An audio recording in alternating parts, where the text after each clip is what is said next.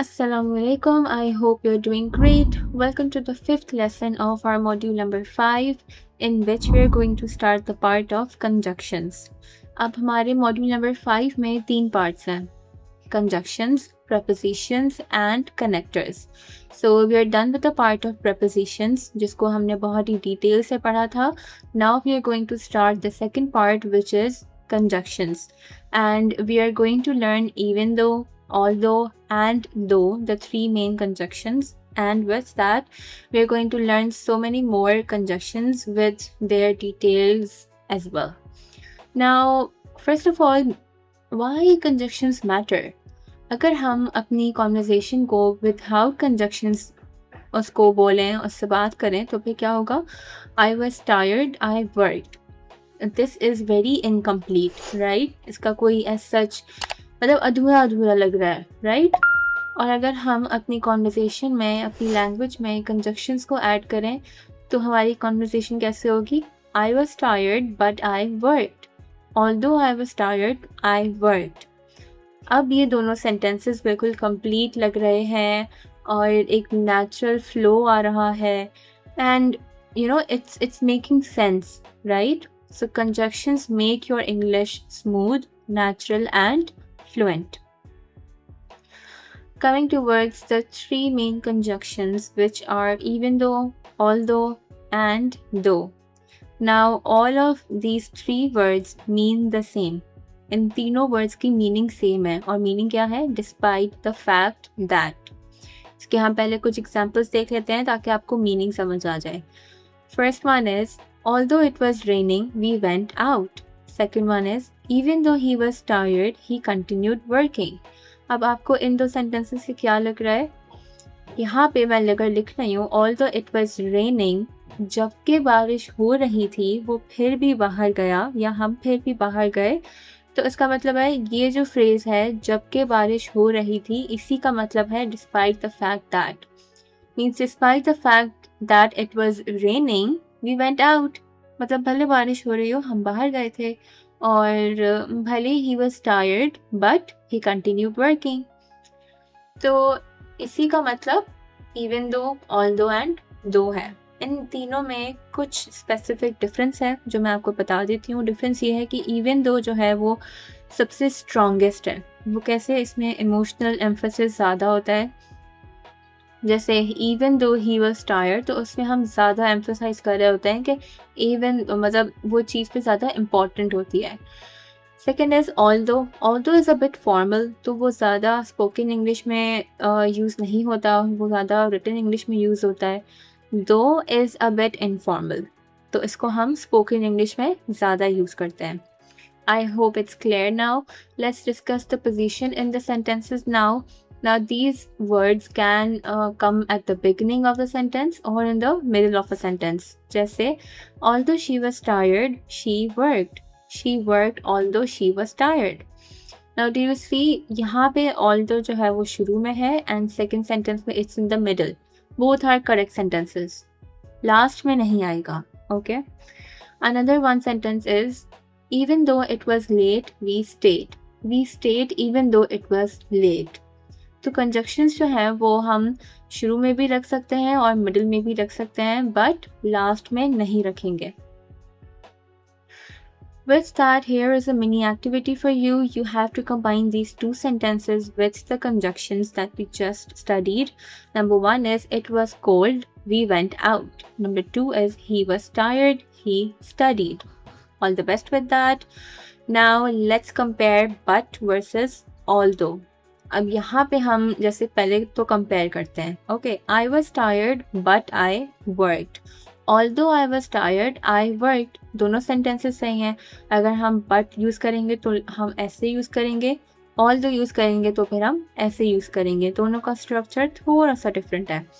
यहाँ पे important rule ये है कि for example, if we write the sentence like although I was tired but I worked, तो ये गलत हो जाएगा. Although and but दोनों साथ नहीं आते. So the correct sentence would be although I was tired, I worked. Okay? यहाँ पे मैंने आपको क्विक प्रैक्टिस के लिए दो sentences दिए हैं. You have to correct these two sentences, which are although it was raining but we went out. Number 2 is though he was late, but he came. I hope you will understand how to correct those. Now here are some other important conjunctions.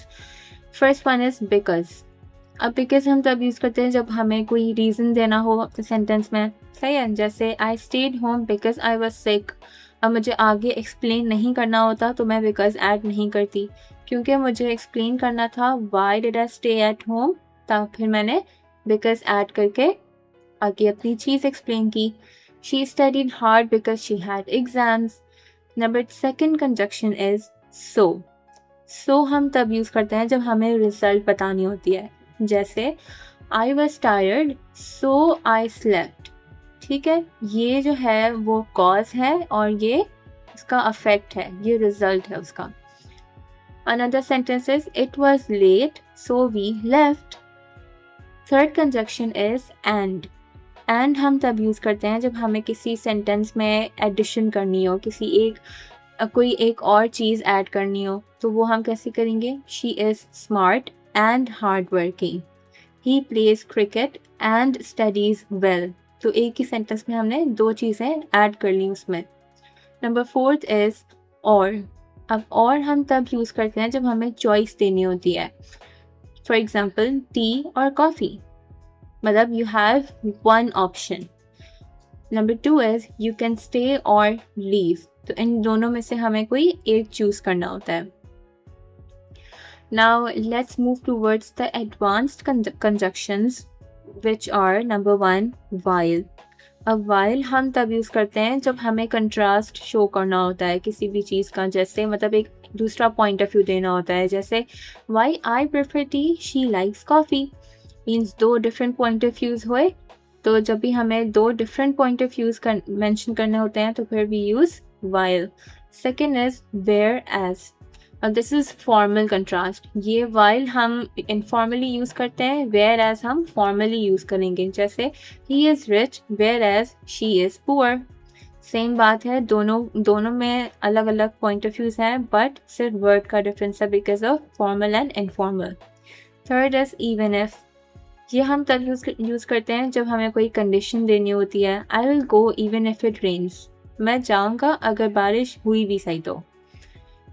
मैं ये करूँगा अगर कुछ भी हुआ। ठीक है, जब भी हमें कंडीशन देनी होती है then we use even if. Fourth advanced conjunction is as.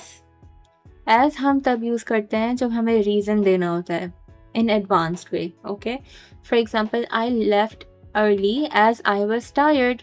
अब यहाँ पे मैं बिकॉज भी ऐड कर सकती थी, लेकिन क्योंकि मुझे अपनी लैंग्वेज को ज़्यादा एडवांस बनाना है, मुझे ज़्यादा अच्छा इम्प्रेशन डालना है, तो फिर मैं क्या बोलूँगी, I left early as I was tired. Here is a speaking practice for you. I have written down 4 sentences here. You have to complete these sentences according to your own will. Let's read out the sentences. First one is, although I was tired, dash. Number 2, I didn't go out because, dash. Number 3, I will go even if, dash. Number 4, while I like tea, dash. Now these sentences should be different from what I showed it to you. Okay, अब अपनी मर्जी से ये sentences को fill करो. Another writing task for you is that you have to write 5 sentences using these conjunctions. The conjunctions are although or even though, because, so, while and even if. इन सारे conjunctions को use करके you have to write 5 sentences. So we are coming to the end of the lesson and यहाँ पे मैंने एक छोटी सी lesson summary दी है ताकि आपको एक क्विक ओवरव्यू मिल जाए। सो ऑल्दो, दो एंड इवन दो हम तब यूज़ करते हैं जब हमें कोई कंट्रास्ट देना हो। बिकॉज हम तब यूज़ करते हैं जब हमें रीज़न देना हो। सो हम यूज़ करते हैं ताकि हम किसी चीज़ का रिज़ल्ट बता सकें। वाइल और वेयर एज हम कंट्रास्ट के लिए बताते हैं, अगेन एडवांस्ड इंग्लिश में। एंड लास्टली इवन इफ हम तब देते हैं जब हमें कंडीशन देनी होती है। With that, this is the end of the lesson. Thank you very much. I hope it was an informative lesson for you all. I will see you in the next lesson. Till then, bye.